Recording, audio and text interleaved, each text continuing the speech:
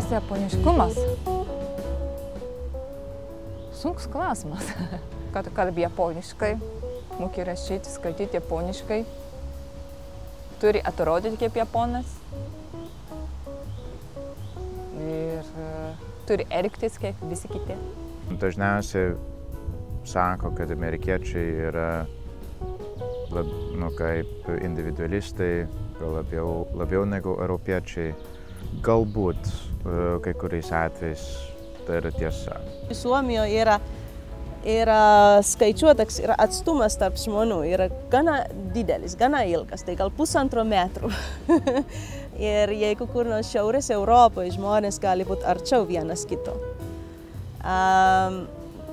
Tai jau iš karto suomiams trukdo, jie žino, kad yra iš kitur, jeigu tu nelaikai tokią atstumą. Jeigu mes norim kalbėti apie vertybės Amerikos, aš manau, kad vis tiek tas spiritualizmas, kažkokie religingumas tam tikras. Aš manau, kad čia yra amerikiečių bruožas. Japonai, kai mato, kad pavasario medžio lapų spalva, mes niekada nesakome, čia yra dženė spalva. Mes sakome, čia mėlyna. O kaip mėlynai lapai graži? Suomiai bendrauja labai lėtai. Aš ką nors pasakiau, pertrauka, kitas žmogus ką nors pasako. Ir jeigu jau kažkas pradėta ten jau greičiai kalbėti, ar ten įkišti, ar neleisti kitam jau pabendrauti, jau toksai ženklas, kad ne viskas kaip turi būti. Bet šitas taisyklės yra tokios, kurie labai sunku išmokti. Ir tada yra labai sunku integruoti į tą visuomenę. Jeigu niekas tau nepasako, kaip tau reikia elgtis su suomiais, kad jie tavęs priimtų. Respublika kaip idealas yra labai svarbu Prancūzijoje. Tai yra toks respublikinės vertybės, kurios yra svarbu eiti balsuoti ir panašiai. Gali būti, kad tas didžiavimas su savo tautybė nelabai pareikšminama Japonijoje, galbūt dėl to, kad Japonija yra sala. Nėra užsieniečių, pas mus labai daug. Tu šiaip esi japonas. Tavo visi draugai, kiti japonai. Tu esi japonas ir tu turi savo kultūrą ir viskas. Ir taip jau savami suprantama, kad niekas neakcentuoja. Mūsų šalies istorijos dalis tada yra teigiamai ten pristatyta. Kad migracija yra būtina, kad mums reikia, ar tuo metu mums reikėjo. Vieną dieną staiga atplaukė didysis garlaivis iš Amerikos. Ir japonai tuo metu neturėjo jokių šautuvų, neturėjo japonai. Tai kardais bandė atkovoti. Japonai labai įsigando, kad dabar šitie užsieniečiai su stipriom patrankomis, jie lengvai gali mus okupuoti. Tai japonai sprendė, kad europiečiai mus okupuoti, mums reikia greitai išmokti iš jų, kaip elgtis, kaip vienas iš jų, kad jie negalvotų mus okupuoti. Yra dvi oficialūs kalbos, yra suomių kalba ir švedų kalba. Dėl to, kad Suomija labai ilgai buvo nuo Švedijos dalis. Apie tai yra dabar labai daug diskutuojama. Yra dvi skirtingos pusės ir kiti sako, tai yra turtas, mūsų turtas, kad mes turim dvi kalbos. Tai sako, kad jau praėjo tiek 100 metų nuo to Švedijos valdžia, kad jau gal judam toliau. Ir gal jau paliksim švedų kalbą ir skirsim dėmesį kitiem kalboms, kurie gal bus naudingiau mums išmokti. Ir tiesiog labai daug vyksta diskusijos, labai daug. Samurajos laikotarpį buvo aristokratai, samurajai, ūkininkai ir prekybininkai, miestiečiai. Egzistavo labai griežtos tos 4 klasės. Japonija nusprendė modernizuoti. Visos tos klasės buvo panaikinta. Tai buvo radikali revoliucija iš tikrųjų, nes anksčiau nesvarbu, kiek tu protingas esi, jeigu tu nepriklausai tai tikrai klasiai, tavo karjeras jau yra nustatyta nuo pat tavo gimimo. Nebuvo jokios chaosos, visi taip, gerai, tas neatitinka, mes dabar imsime naują. Ir taip lengvai perėjo, iš tikrųjų trūksta kritiškumo Japonijos kultūrai. Yra tam tikras konformizmas Amerikoje. Ir žmonės apie tai nekalba. Nesenai kalbėjom su viena draugė iš Amerikos, kad atrodo, kad dabar labai sunku argumentuoti savo poziciją. Tu gali turėti savo nuomonę, bet geriau tu man nesakyk, kas tai yra. Dabar trupučiuką peržengia tokia riba, ta tolerancija. Nu, kad Suomiai patys pyksta, kad jau mes prarasim savo vertybės, jeigu ten mums reikia priimti visų šalių, visų kultūrų, vertybės ir viską pabandyti sukurti kartu. Ir ten yra labai daug skirtingų tautybių, labai daug. Ir kas yra įdomu, yra ir tokie trečios kartus jau imigrantų vaikai, kurie visai kitaip atrodo. Ir namuose kalba kažkokią kitą kalbą, bet šitie vaikai jau gimė Suomijoje, jau augo Suomijoje, yra suomiai, suomiškai kalba. Kas yra geras Amerikos pilietis? Gal žmogus, kuris nori ten ginti savo šalį, turi tas pačias amerikietiškas vertybės. Tai gal kaip pats žmogus jaučiasi, tai ne tik tai kalba, bet jau kad ta aplinka, ta kultūra tau yra savas, nesvetimas. Nežinau, sunku pasakyti.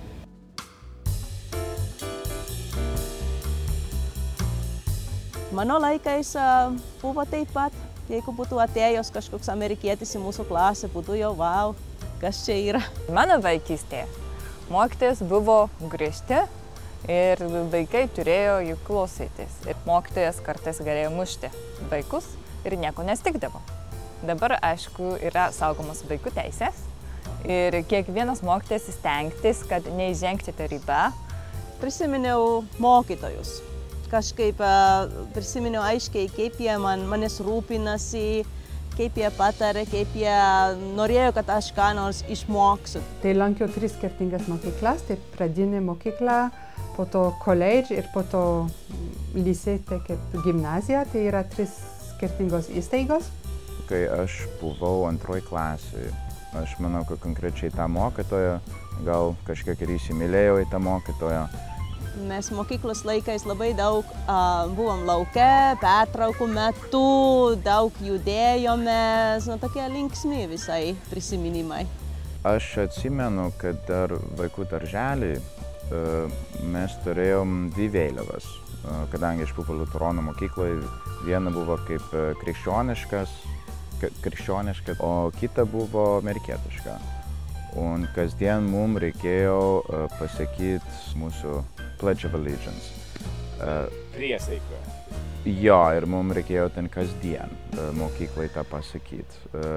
Tai amerikietiškai vėliavai, o krikščioniškai vėliavai čia buvo ten tėvai mūsų. Žiauru galvot, kad mano laikais buvo viskas trupučiuką, tik tai buvo šaltas karas vis tiek, buvo tas Sovietų sąjunga visai šalia ir iš tikrųjų buvo taip, kad buvo trupučiuką pakoreguotas vadovėliai. Ir mes išmokom tiesiog labai švelniai žiūrėti visos reikalus, tai tais laikais, kai Sovietų sąjunga oficialiai pasakė, kad Suomija pradėjo tą žiemos karą. Aš neatsimenu, ar mokykloje buvo labai akcentavo tą demokratiją ir demokratijos vertę. Tikrai ne tiek kaip Amerikoje. Tai būdavo apie, aiškinama, kiek aš prisimenu paprastais žodžiais, bet kaip veikia ir valstybė, pavyzdžiui, kodėl reikia mokėti mokesčius, kodėl reikia balsuoti, apie balsavimą. Turėjom paruošti tokių ekspozė, apie kažką pašnekėti iš savo patirties. Tikriausiai, kai buvo rinkimai, tai analizuodavom plakatus. Pavyzdžiui, kiekvienas prancūzas gauna į pašto dėžutę krūvą lapelių apie programas ir panašiai. Tai nagrinėdavom tas programas, žiūrėdavom, kaip veikia. Pasakojom, pavyzdžiui, kai dalyvavom rinkimuose su tėvais, kokie mūsų įspūdžiai, ką mes pastebėjom. Nebuvo nei vieno dalykų, kurie būtų taip, kad mes atsistotumėm prieš klasę ir kalbėtumėm. Mes turėjom visi dirbti grupėje, mes turėjom visi dirbti tyliai ir mes neišmokom tai kažkaip pareikšti savo nuomonę arba atsistoti ir pasakyti ką nors. Ir buvo pasakyti, kad būtent mano laikais, kad suomiai tyli, 7 kalbais jie tyli. Mes mokam tas kalbas, bet mes negalim kalbėti. Dabar, aišku, kitaip, pasaulis yra visai kitoks. patiko pamokos ir mokytojos ir aš manau, kad dėl tų mokytojų dabar aš esu toks, koks esu.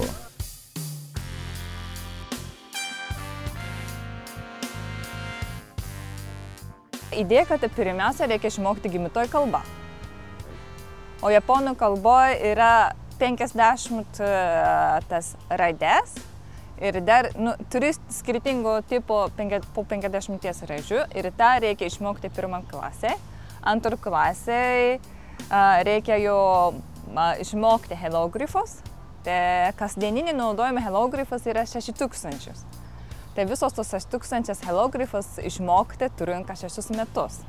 Gimnazijos laikais anglų kalbos mokytojai, išvis ten kalbos mokytojai buvo tokie labai daug dirbantis ir tiesiog ta gramatika, visos pagrindos, ten aš iki šiol prisimenu visą tą pagrindą. Mes perėjom labai daug kalbų ten Suomijoje mokykloje, tiesiog anglų, švedų, vokiečių, ispanų dar buvo galima pasirinkti, tai iš tikrųjų aš manau, kad labai stipriai mus pasiruošė į pasaulį. Japonijoje yra didelė problema, kad atseit nuo 7 klasės iki 12 klasės visi studijavo anglų kalbą 6 metus, bet labai mažai gali šnekėti angliškai. Anglų kalba pas mus prasideda tik nuo 7 klasės. Ir iš dalies dėl to japonai labai prastai kalba angliškai. Aš atsimenu iš ten istorijos pamokų. Mes apie Pirmojo pasaulinio karo, Antrojo pasaulinio karo mes apie tai nekalbėjom. Net kalbėjom labai daug apie mūsų pilietinį karą, labai daug apie tai šnekėjom. Aišku, labiau apie tai, kas laimėjo. Mes mokomės apie Antrą pasaulinį karą paskutinėje ir prieš paskutinėje klasėje mokykloje. Tai vis tiek tas Antras pasaulinis karas yra kaip globalinis reiškinys, ne tik Prancūzijos. Kalbam apie viską, apie Japoniją, apie Rytų Europą ir panašiai, nors aišku, apie Rytų Europą gan mažai. Kalbėjom apie indėnus, nemažai, bent jau mano vienas mokytojas labai daug apie indėnus kalbėjo, kaip mes, kokios ten žudynės buvo ir kur konkrečiai ir kaip jie ten prarado teisę gyventi savo teritorijoje. Bet gal čia ne visur, visose mokyklose, nes kiekvienoje mokykloje yra atskira programa. Tai kalbėjom apie Alžyrą, kiek prisimenu. Manau, kad buvo gana objektyvus reikalas, tiesiog chronologiškai, kas kaip buvo. Klasėje buvo labai mažai žmonių kilę būtent iš Alžyro arba iš Magrebo, tai nebuvo kažkokios gyvos diskusijos arba gyvi pavyzdžiai, bet buvo irgi alžyriečiai, kurie kovojo su prancūzais prieš kitus alžyriečius. Tai apie šitai aišku mažai kalbėjom, nes tada irgi tuo metu Prancūzijos visuomenė apie tai mažai buvo kalbama. Vienu metu buvo tokia mada Suomijos mokykloje, kad viskas buvo tik tai apie kultūrą ir kaip žmonės gyveno, ką jie valgė, kaip jie rengėsi, bet paskui jau visi suprato, kad tada niekas jau neprisiminė to faktų, datų, to politinės istorijos. Tai vėl buvo grįžtama prie politinės istorijos nuo kultūros istoriją. Tai tiesiog laviruoja tos istorijos mokslai per kartos, kol dabar gal toksai pusiausvyra jau yra. Istorija kalbama pavyzdžiui, nuo 5 arba 6 amžiaus, kaip Japonija buvo pirmą kartą paminėta kinų istorinė dokumente. Ir iki modernios Japonijos. Nėra taip, kad atidarysim vadovėlį ir ten yra teisingus atsakymus. Tai nėra. Tai turi būti diskusija ir kiekvieną kartą sukuria savo istoriją iš naujo. Tai aš manau, istorija būtent yra toksai gyvas, tai kiekvieną kartą trupučiuką kitaip tą diktuoja. Aš atsimenu, kad vienas semestras mes vien tik apie indėnus kalbėjom. Vienas semestras mes vien tik apie vergovę kalbėjom. Manau, kad mūsų istorijoje čia yra labai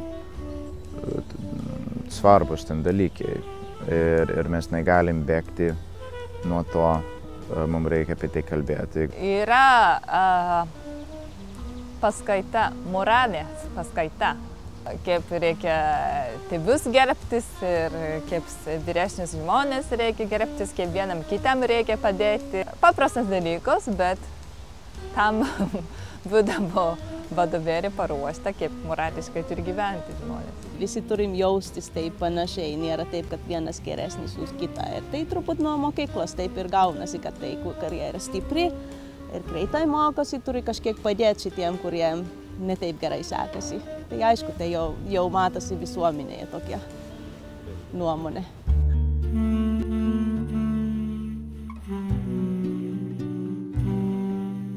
Kai Japonijos švietimo programą sumodernizavo nuo samurajos laikų į modernizmą, tokį vakarietišką sistemą, prieš 120 metų iš tikrųjų tiksliai. Tai radikaliai pasikeitė mokyklinė sistema ir tuo metu vyriausybė bando importuoti visokios mokymos sistemos iš vakarų Europos. Pirmieji pas mus buvo britai, prancūzai, vokiečiai ir amerikiečiai. Bet jų įtakas būdavo, didžiausia įtaka į švietimo programą būdavo, man atrodo, iš Britanijos, iš Anglijos. Mes Amerikoje neturim kažkokios bendros programos, pagal kurie ten mes mokomės. Ir gal čia ir gerai, gal ir blogai, bet čia labai priklauso nuo tų mokytojų. Dabar daug yra kalbama apie tas Suomijos mokyklas, kaip ten yra labai geri tarptautiniai rezultatai. Tai aš manau, vienas priežastis yra tokia, kad visas sistemas yra sukurtas tam, kad kiekvienas mokinys turi teisę, jam yra paduota teisė, kad jam gerai sekasi mokykloje. Tai viskas einama pagal mokinių lygius. Ir kad niekas nepasiliktų, kad visi suprastų. Pradinėse mokyklose Prancūzijoje tai viskas į bendrą krūvą yra, nėra, pavyzdžiui, kaip Lietuvoje atskirta matematikos, ten lietuvių kalbos, po to nuo 10 metų yra dalykų mokytojai. Pradinėse mokyklose ta bendra mokytoja kalbėdavo apie pilietiškumą, o vyresnėse klasėse istorijos, geografijos mokytoja arba prancūzų kalbos mokytoja kalbėdavo apie pilietiškumą. Demokratija yra svarbu. Aš manau, mokykloje apie tai labai daug kalbama yra. Vaikai visi jau žino, kas tai yra sistema. Mes turim galimybę įtakuoti. Tai aš manau, kad tai jau nuo mažens vaikai ten mokykloje, pavyzdžiui, yra organizuojama rinkimai. Jie pasipraktikuoja tame. Yra labai stiprus tradicijos mokykloje turėti tiesiog mokinių savivaldybę. Tai mokiniai gali susipurti, ten yra jos atstovas bent dalyvauja su mokytojais susirinkime. Ir mano laikais tai buvo, kad mes net mūsų ten, kur mes gyvenom, to miesto rajone, mes mokinių turėjom atstovą ten. Tai mes tikrai galim pasakyti taip, mes jau galim pasakyti, kaip būtų geriau, kad vaikams, paaugliams būtų geriau gyventi. Konkrečiai, kad aš tapau amerikiečiu, konkrečiai dėl mokyklos, tai vidurinės, ne, bent jau aš ne. Gal kitose valstijose, gal yra kitaip, gal mokyklos jau tikrai sąmoningai diegia ten tokių minčių, kad mes galim daryti, kad tas žmogus būtų patriotiškesnis, pilietiškesnis. Gal kažkaip sąmoningai tą daro. Japonijos vaikams neduota labai didelio šansas arba galimybės arba progos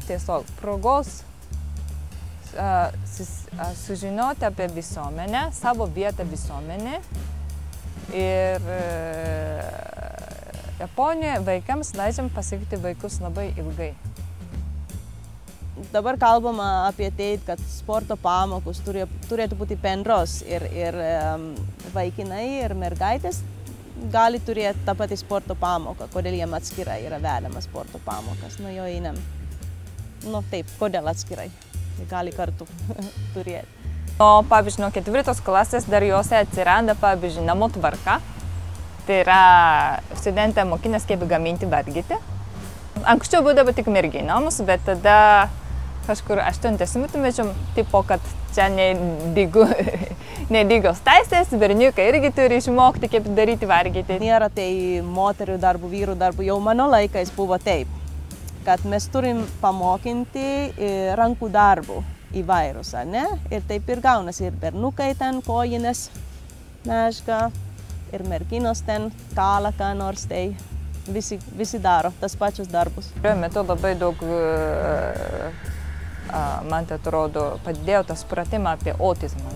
Vaikai sergantis tas, biškai lengvesnis formos autizmas, jau eina į paprastą mokyklas ir tiesiog yra tas mokykla yra medicinos sesuo, ne, arba auklėtojos. Bando suprasti ir jie jo mokinasi ir supranta, kodėl tie vaikai taip elgiasi ir kad bando padėti tokiam autizmu sergančius vaikus įtarpinti į visuomenę. Tyčiojamas mokykloje, labai daug dėmesio. Tai aš truputį mačiau visada, kaip dar turėjom kažkokią problemų ir kaip jos yra sutvarkomi visokių projektų. Dabar gal problemų yra tokių, kad tėveliai jau netaip bendradarbiauja su mokytojais. Jie tiesiog galvoja, kad čia mano vaikas geriausias ir mokytoja turi patys sutvarkyti. Tai gaunasi tokia trupučiuką problemų, kad mokytojai būna labai vieni ir daugiau problematiškų vaikų ir jiems viskas yra leidžiama ir mokytojams yra, gal sunkesnis darbas dabar. Tėvų spaudimas yra, pavyzdžiui, kartais būna, jeigu esi jauna mokytoja, vaikai jo taip iškart pajunta, kad jinai nelabai valdinga ir nevardys mus. Tai vaikai gali lakstyti, neklausyti jos paskaitos. Žmonės gerbė tos mokytojus, bet aišku visi žino, kad jinai gauna ten tokį atlyginimo, kokį ten turėtų gal gauti, nes čia tikrai labai sunkus darbas. Ir kiek aš žinau, kad Suomijoje ten mokytojai yra ne vien tik tai gerbimi, bet ir gauna ten tą atlyginimą, kurį turėtų gauti. Atlyginimas yra vidutinis, sakyčiau. Kartais žmonės renkasi tapti mokytoju, nes tai yra viešos įsidarbinimas ir stabilus atlyginimas.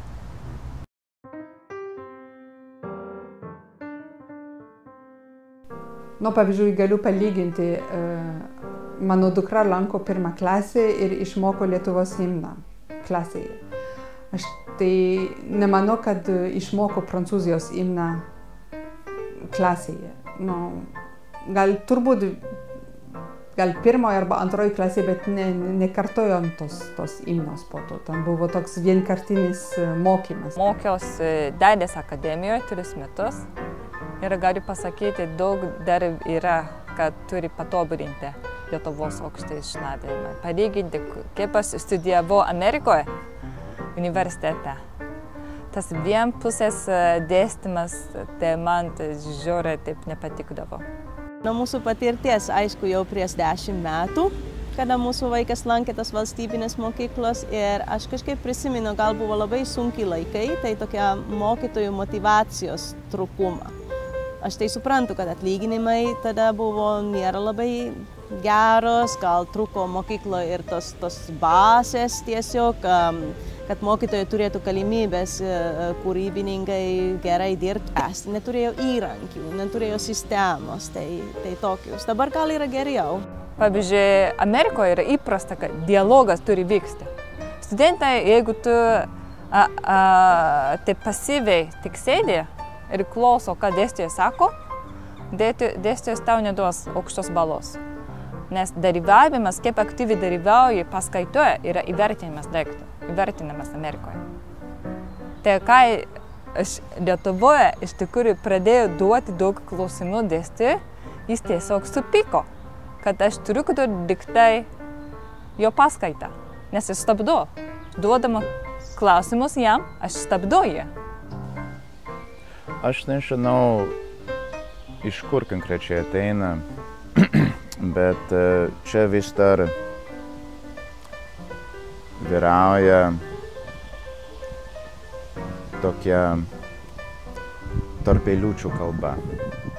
Ir aš nežinau, aš manau, kad čia konkrečiai iš tarybinių laikų ateina, aš manau, kad čia dar anksčiau buvo. Bet Lietuvos tam tikrą prasme elitas yra ekonominis elitas, nėra intelektualinis elitas.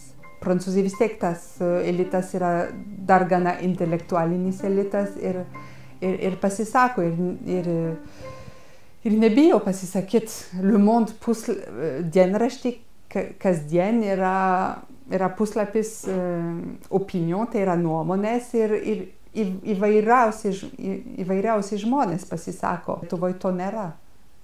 Kas gero yra švietimo sistemoje Lietuvoje gana anksti yra visos tos gairės yra labai modernus iš tikrųjų. Yra išduotas visos galimybės ten mokyklams jau įsteigti labai geros demokratiškos mokymo sistemos. Yra einama į visai gerą linkmę. Reikėtų daugiau išeiti iš mokyklos ir susidurti su gyvenimu, su žmonėms, kurie dalyvauja gyvenime, kurie gali kažką papasakot gyvai apie tą istoriją, apie savo gyvenimą, kaip gal jie padeda jeigu plačiai žiūrint, kurie padeda kitiems, kurie dalyvauja procese, dalyvauja gyvenime. Man atrodo, tas būtų labai sveikas. Bet gal čia ne tik lietuviškai mokyklai, visoms mokyklams tai yra suprasti, kad nėra kažko atskiro, viskas yra susiję, yra tam tikra dėlionė ir ta dėlionė per gyvenimą susideda ir kas gali atrodyti sausa mokykloje, atrodys visai gyva ir įdomi ir gal mokiniai užsikabins už kažko ir tyrinės ir gal atrask savo gyvenimo prasmę ir savo gyvenimo pašaukimą. Tai pavyzdžiui, šiandien paskutinė mokyklos diena vaikai ėjo į televizijos bokštą. Vėl yra susidūrimas su istorija, kas vyko televizijos bokšte. Nėra vien tik pasižiūrėti iš Vilnius iš aukščio, bet galima irgi papasakot, kas buvo.